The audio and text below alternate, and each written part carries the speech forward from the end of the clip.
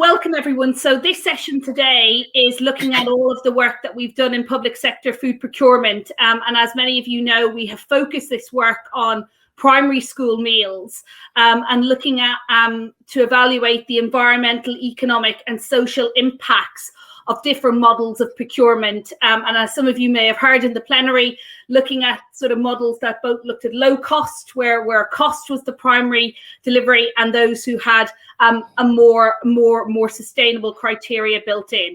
Angela is going to start, and then Martina will take over, and we will then have time for questions. So the team will present for about 20 minutes or so, and then we will have time for questions. I will go off camera and I will come back on during the Q&A. So I will leave it to the girls. So over to you. Great. Well, thank you very much, Mary, and good morning, everyone. And thanks very much for joining this presentation. So by way of background to the research and what our starting point was, so in many countries over recent years, we've seen a shift in models of food procurement and catering in the public sector. Away from lowest cost oriented models towards the sourcing of more local food and the sourcing of more organic food.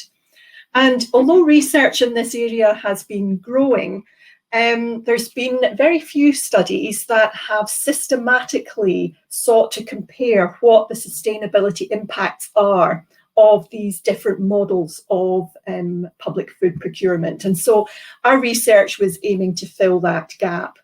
And so what we did was undertake case studies of 10 primary school meal services across 5 European countries, capturing a mix of low cost, local sourcing, organic sourcing procurement models.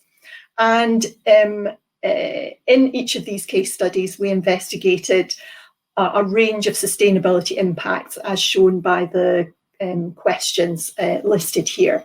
So I'm going to talk through what we found in relation to the first 3 of these questions, and then I'll pass on to Martina, who will talk about the nutritional results and the plate waste results.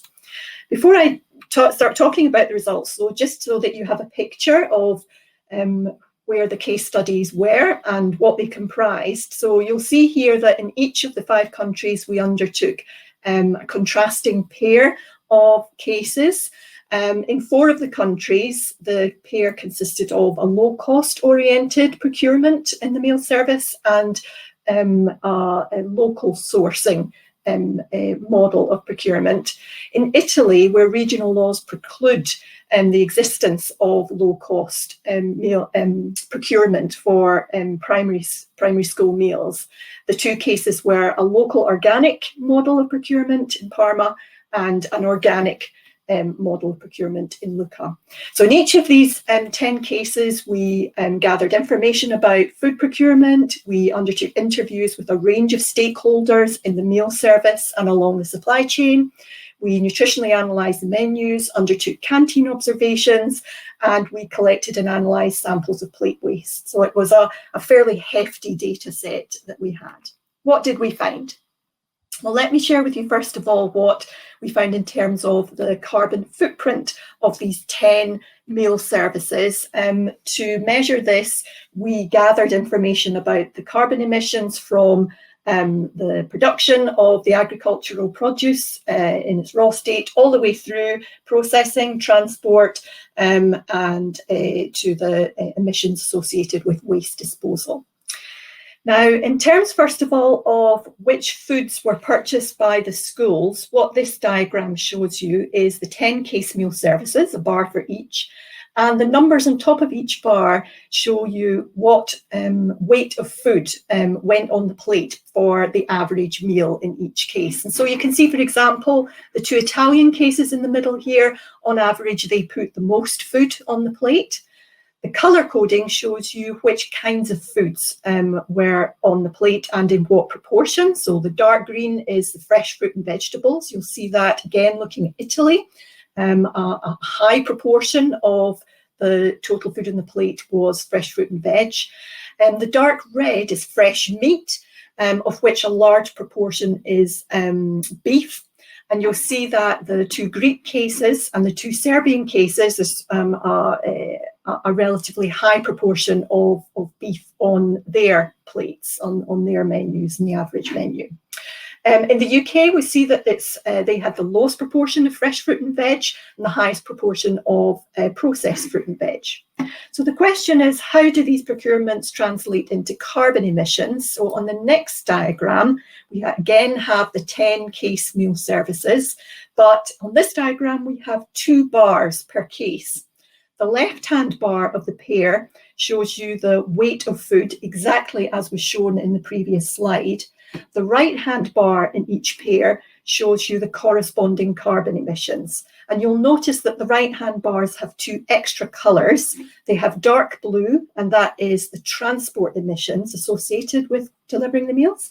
And the dark grey is the emissions associated with waste disposal. Now, the first thing that probably draws the eye is the Greek cases, because their carbon emissions are higher than the other cases. And there's 2 main reasons for that. First of all, you'll see from the large proportion of dark grey that waste disposal was a big contribution to their total emissions. And that is because all of the food waste was disposed in landfill, which has a high carbon burden. In contrast, in all the other cases, waste was disposed by composting or anaerobic digestion, which are low carbon emissions, either in full or in part. The other reason for the high emissions in the Greek case is the fairly large proportion of beef on the menu. We can see the same effect in the Serbian cases here by the large proportion of dark red here. And then the other thing to notice is that, by contrast, Italy, although it had the largest amount of food on the plate on average, has low emissions. That's because of the small amounts of meat, low carbon waste disposal, and a high amount of fresh fruit and vegetables, which have a low carbon burden. It's also interesting to note, when you look at the dark blue across the cases, that overall the contribution of transport emissions to total emissions is modest. So what we conclude from these results is that the carbon footprint of a school meal service depends more on which foods are put on the plate and how they are disposed of, rather than where they come from. I'm going to shift on and share with you the results of our economic impact analysis of the cases. And there we were interested in trying to understand how much of the meals budget stayed in the local area. And we did this by tracking the budget spend from each of the 10 meal services on catering staff and suppliers, and whether these were residing in the local area or not. From that, we then estimated how those staff and suppliers re-spend that money, again, whether that's likely to be in the local area or not. And from this analysis, we can calculate what the value is added to the local economy from the way in which the budgets are spent. And we do that using a ratio called a local economic multiplier, or LM3. So let me show you what we found. So this chart here, again, has the 10 case meal services organised by the 5 countries, and that shows what the school meals budget was spent on and where. And generally the colour coding is that the dark parts of the bars are the proportion of the budget spent locally, and the light colours is the budget that's spent outside the local area. So for example, if we look at the Serbian local case, we'll see there's a lot of dark here, so a very large proportion of that total budget is spent locally. In contrast, if we look at the Greek low case, most of the bar is pale, and so the majority of that meals budget is being spent outside of that local area. So how does those spending patterns translate into value generated for the local economy? Well, this diagram has exactly the same bar charts as the previous diagram, but you'll see floating above each bar now, there is a figure, and that is the local economic multiplier ratio. It's a number between 1, which indicates a low return to the local economy, and 3, which indicates a high return to the local economy. So for example, if we look again at our Serbian local meal service, we see it has a ratio of 2.46. Essentially what that means is that for every €1 or equivalent currency unit, spent from that meals budget, an additional €1.46 is generated for the local economy.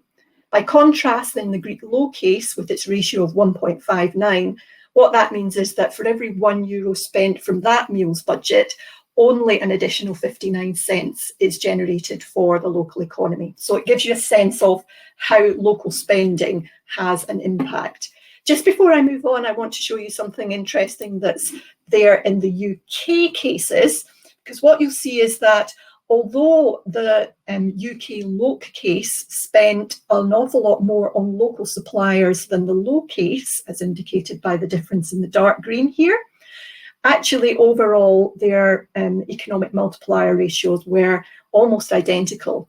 It's the high amount of spend on staff in the UK low case, which means that overall the local economic multiplier effects are very similar in both of those cases. It just highlights how important the spend on staff is in a meal service, whereas normally the focus is on supplier spend. Actually, spending on staff contributes valuably to the local economy.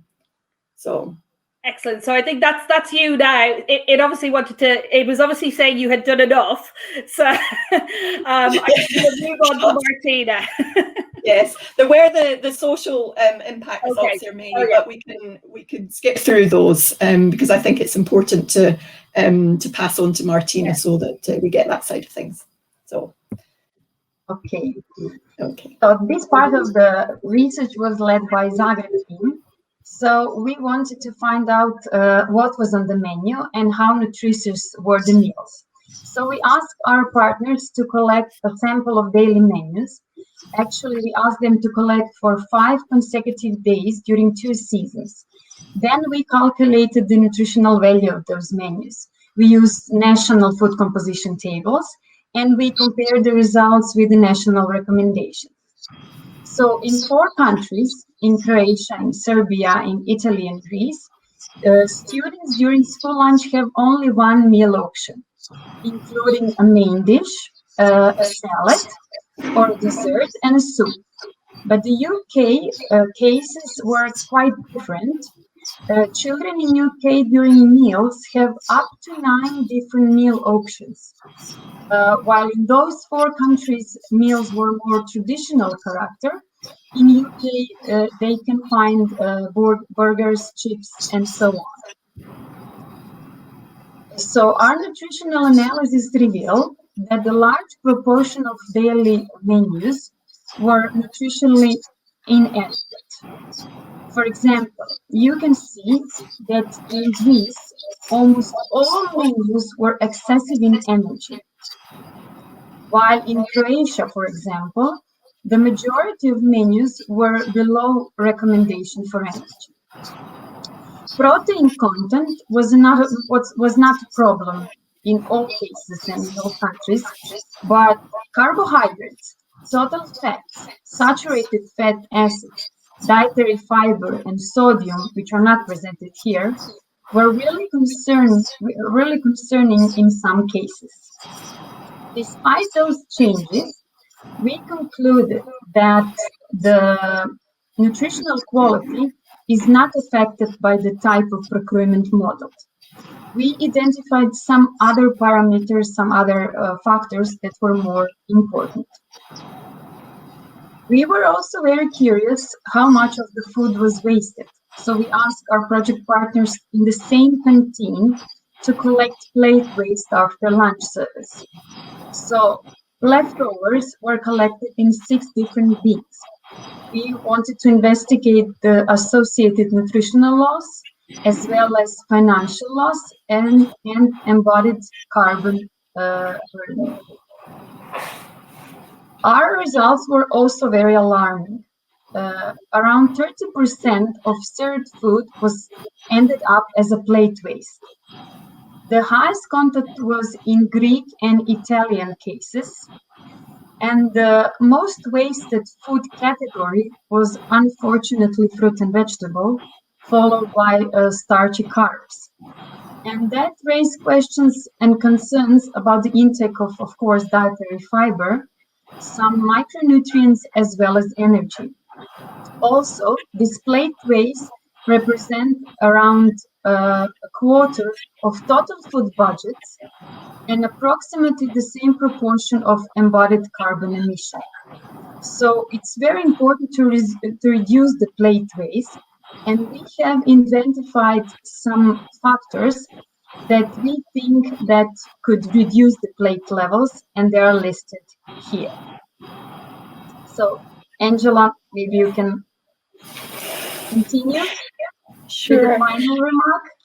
Sure, thank you, Martina. So this last slide here just serves to highlight what we think are the most important lessons that we can learn from this research. We set out to compare the impacts of different models of procurement, and we learned a lot about localized procurement, and we learned that it brings positive economic and social impacts, but for the greatest environmental impact to reduce carbon emissions, we find that avoiding the waste destination of landfill and reducing the amount of ruminant meat in the menus is a more impactful set of actions rather than seeking to localize per se. And then also for nutritional impact, the important point there is to implement robust nutritional standards regime and an implementation regime rather than, again, seeking to localize. And then there are a range of other actions that are important for promoting sustainability that aren't necessarily related to the procurement model per se. So what we found in our research is that waste reduction is a really valuable action to try and promote, and that can be progressed through changes to practices in the kitchen and in the canteen, as Martina has discussed.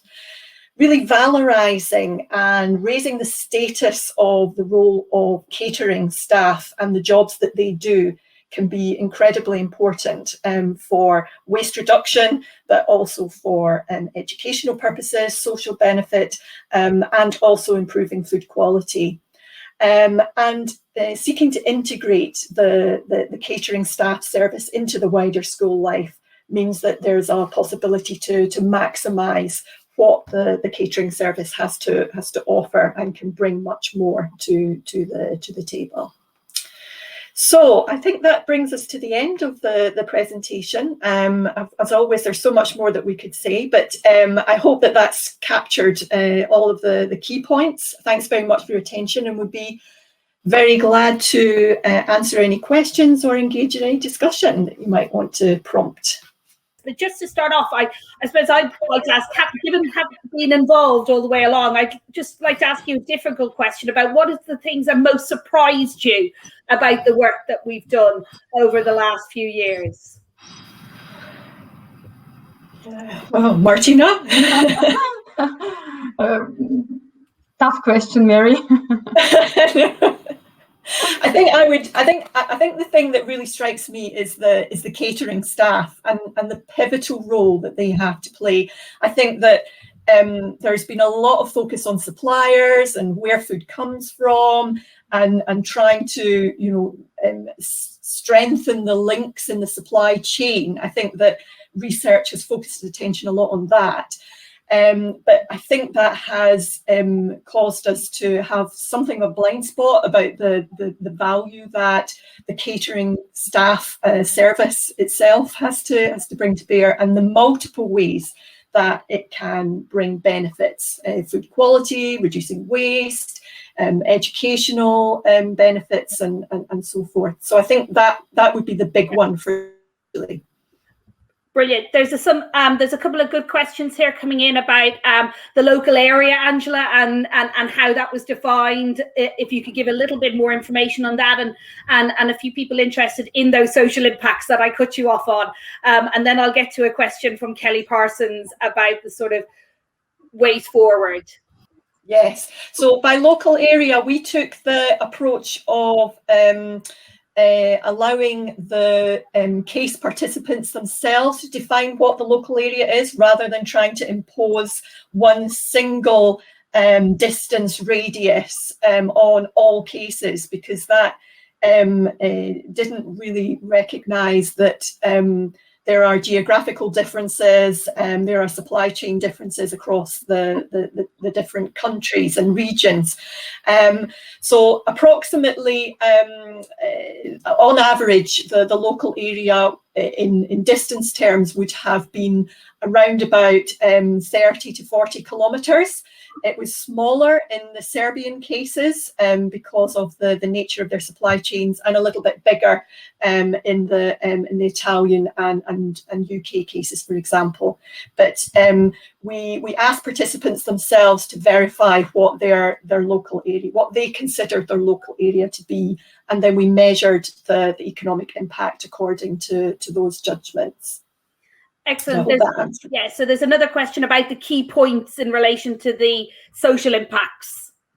Yes, so apologies everyone that we skirted through those. So really the main point there was that what we found is that the local model cases tended to have better relations between along the supply chains, and we saw that generated multiple benefits related to flexibility and resilience in the supply chain. So, for example, in both Croatia and the UK, supply chain participants told us that they were able to compensate, for example, gaps in supply or problems, short-term problems in harvest due to weather conditions, to be able to fill gaps and make sure that the menus were supplied to in ways that didn't seem to be so readily possible in the non-local cases. But one of the kind of key points there as well, though, is that overall, within the schools, the catering service often stood apart and somewhat in isolation from the rest of school life. And as a result, we felt that's a missed opportunity, and that where the catering staff and the teaching staff have good conversations and good relations with each other, and they're singing from the same song sheet, we see lots of educational benefits, community benefits coming forward from that. So a real strengthening and integrating of the catering service is a good thing.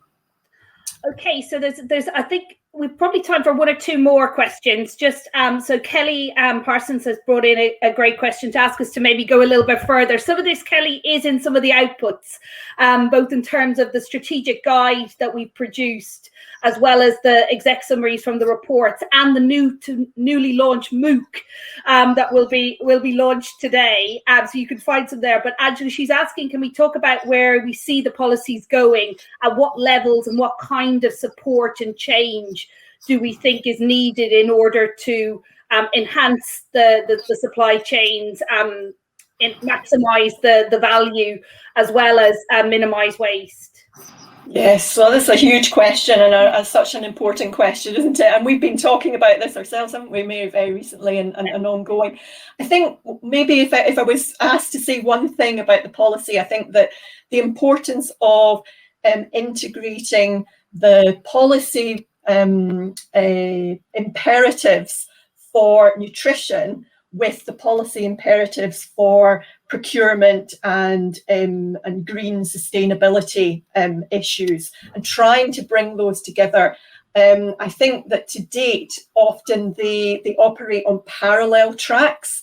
And that's not always meaning that, well, it means that there's missed opportunities to put together a really integrated service. So I think it's trying to weave together those policy imperatives and get the people that are developing those policies, and then the people that are implementing them to know what each other's doing, and to talk to each other better, so that you're not getting counterproductive directions of travel, but you're actually synthesizing and capitalizing on the things which are that can dovetail and build on each other. Then I think that would be the main point that I would make. Yeah. And I think just following on from that, I think there's also the systems within systems. And there's different levels, Kelly, as I can see you're nodding as you say, systems within systems.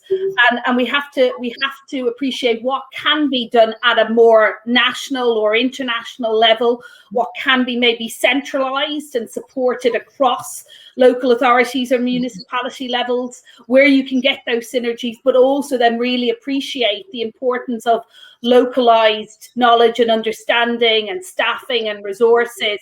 And then also the really micro system of the canteen itself, which, as we know from having been in many of them, is different in every school. So the other area that I think has really come through from it is the need for food service standards, as well as nutritional and environmental standards or guidelines, so that we really spend more time really reflecting on the service and the environment in which these children are getting their food, and how that relates to the wider, as Angela says, the wider environment within the school, which picks up on a point Carmen made, and the relationship to how food is being done more broadly in the school and how that relates to their home circumstances. Martina Riziksa, did you want to answer anything else there? Is there anything to answer about nutritional analysis? I don't think there's no specific ones apart from fruit and veg. So about the children not eating their fruit and veg and the link to what is eaten in the home. Yeah, so our analysis revealed also that children that are wasted the most fruit and vegetables said that they don't eat it at home. So we were very surprised that those meals are not eaten at home. They don't have the